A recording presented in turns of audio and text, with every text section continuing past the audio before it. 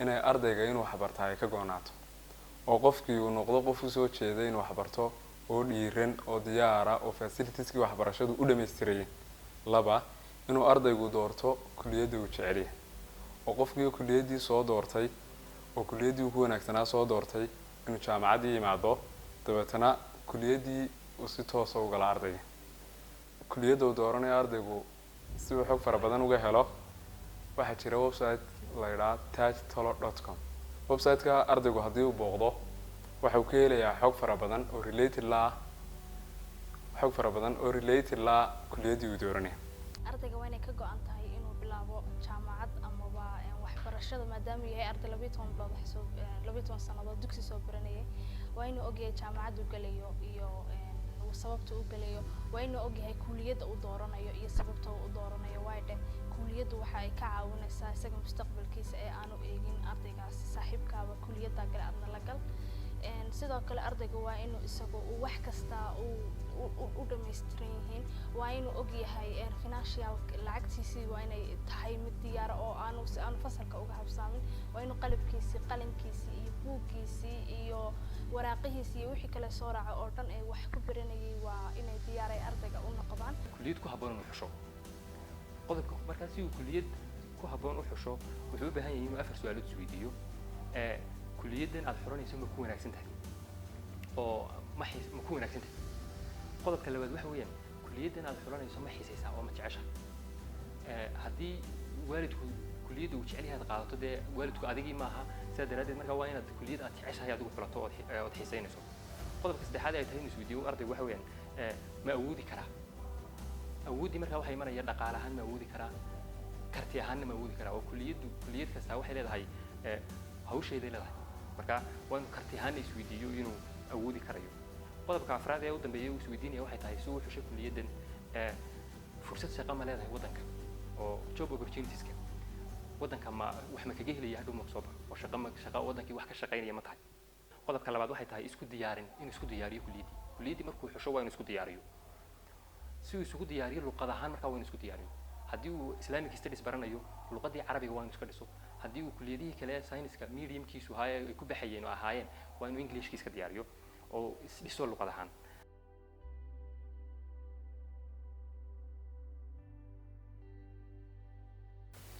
inuu ardaygu kulliyadii uu doortay uu bedbedelo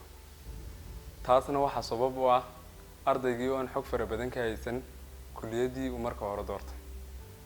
dabeetana ardaygii caqabad bay ku noqonaysaa 2-3 kulliyadood buu iska bedelayaa dabeetana uu ku jaawareerayaa geedigii waxbarasho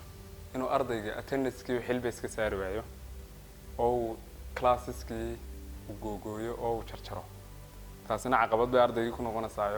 jaamacadu waxay leeyihiin attendance policy jaamacad waliba u gaara inuu ardaygu macalinkan wax ka sugo macalinku kaliya taa wuxuu ku dhigayaa introduction macalinku ku tilmaamaya macalinku marka uu ku tilmaamo ardaygii markuu macalinka tilmaamo waa inuu ardayga isagu self study sameeyo dabeetana isagu soo baadho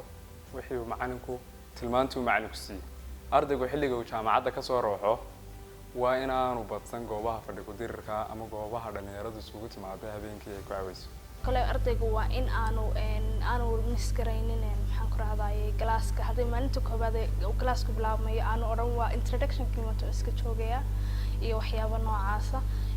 inta badan marka khaladaadka ugu waaweyn ee ardaydu sameeyaan iyadna wax ka mid ah maxaan ku raadayay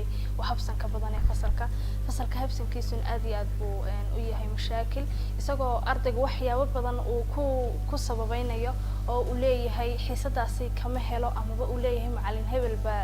soo galay macallin hebelna si fiican waxba uma dhigo amaba isagooba khaladaadka ugu waaweyn sameynaya uu yahay in social media kula isticmaalo classka dhexdiisa sida Facebook uu ku dhex galo oo aanu attention ba siinin macallinkan oo isaguna time usoo lumiyay macallinka laftirkiisuna uu energy iyo time isaga laftirkiisa macallinka uu luminayo kulliyadan uu baranayo luqadii mediumka ay ku baxaysay ma muu fahmin oo inta badan jaamacadaha marka la joogo ajaanib baa wax dhiga waa inuu markaa ajaanibkaasi uu fahmo luqadan iyo nidaamyadan oo u fududeynaysa muxuu ahaa wax studigiisii waa inuu caqabada labaad soo wajahdo waxa luqada marka ardaygii qodobka saddexaad waxa weeye nagu dadaalin ardayda oo sidii iskuulkii high schoolkii caadiga ahaa moodayay dadaalkii markaa dadaal ku filan oo jaamacaddii laga rabay ahayd oo jaamacaddu spoon fooded maaha oo malqacad waxbaa layskuma siiya adigaa wax daraaseeyo wax soo baadha ardayga dadaal badan nagu gelin taasina waxay keentaa ardaygu inuu luusgareeyo oo jaamacaddii ka niijibo uu iska daayo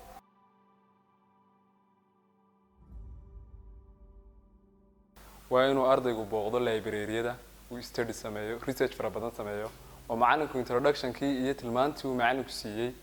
ardaygu waa inuu tilmaantii macallinku siiyey intuu qaato dabeetana study sameeyo library-yada booqdo website-yada uu booqdo internet-yada uu ardayga booqdo dabeetana uu ardaygii baaritaan sameeyo research fara badan sameeyo research-ka faraha badan la ardayga markuu sameeyo wax badan baa usoo kordhaya beritoolana classka markuu noqdo wuxuu noqonayaa qof active ah oo active participant buu noqonayaa macallinka su-aalihii markuu ardaydii weydiiyo uu ka qayb qaadanayaa ardaydu in ay sameeyaan group work discussion wax la dhaha oo iyaga dhexdoodu intay group samaystaan ay iyagu dhexdoodu groupkoodaas ay waxyaaba badan discuss gareeyaan iyaga dhexdoodu ay wax isweydiiyaan iyaga dhexdoodu ay wax soo baadhaan doorashada saaxiib wanaagsan saaxiibka sida diinteenuba tiri saaxiibka wuxuu yahay adna waa tahay saaxiibka wanaagsanina wuxuu ka qayb qaataa inaad gaadhid hamiyadaada qaar ka mid ah marka waa inaad saaxiib adigu isaguna doonaya halkaad adigu higsanaya waa inaad doorataa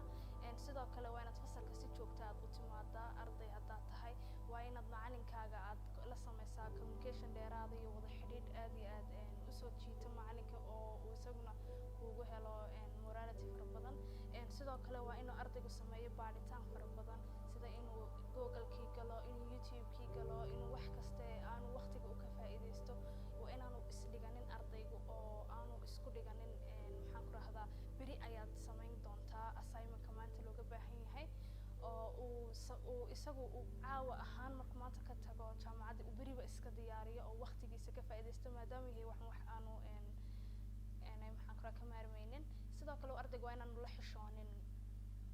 waxyaabaha uu aad iyo aad daruuriga u ah hadday jaamacadda tahay hadday macallimiinta tahayba ardaygu kow horta waa inuu akhlaaqdiisa dhiso oo arday akhlaaq leh cibaadaysanaya ilaahiisa ku xiran oo daacada oo waxaan u fahansan inuu aakhiriya adduunba ugu shaqaysto waxa uu baranayo oo uu wixii haddii tusaale ahaan uu medicine baranayo caafimaad baranayo hadduu ardayga si fiican ugu shaqeeyo waa inuu macnaha adduunna uu ka helaya aakhiradiisiina way anfacaysaa akhlaaq ahaan markaa waa inuu ardaygii mid sidaa